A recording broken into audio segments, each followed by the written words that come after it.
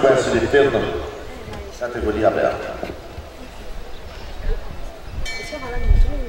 Chegada de Daniel Andrade, Chebercica, 14 pontos perdidos, 12 nos obstáculos, 2 por excesso de tempo.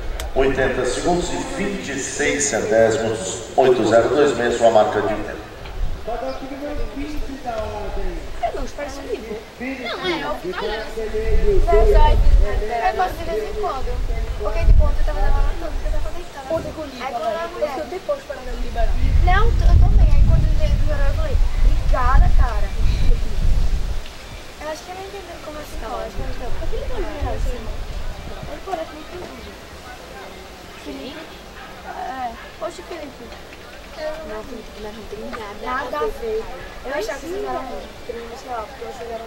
Eu lembro da primeira prova que eu vim pra cá, eu fiquei ensinando ela a primeira prova. Foi você, você não gente. Você ganhou. Sua primeira prova? Minha primeira prova da minha vida todinha. Eu já tava em 70? Não, foi 50. Foi. Ah, eu lembro.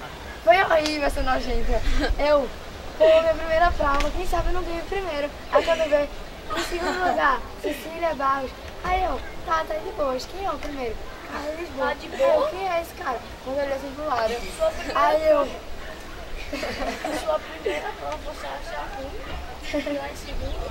Mas eu já fiquei de boa. A minha primeira vez eu ganhei, mas ele fez você. Mas aí eu fiquei com muita raiva em Caio. E até hoje eu tenho muita raiva no meu filho. Na minha primeira prova.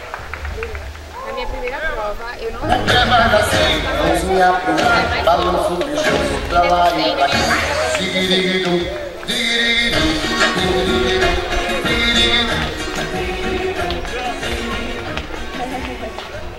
Chegada de Amanda Crescêncio Pedrosa e Ultimate Método, sem faltas, 61 segundos e 62 centésimos, 61,62. O seu tempo é a liderança da categoria aberta.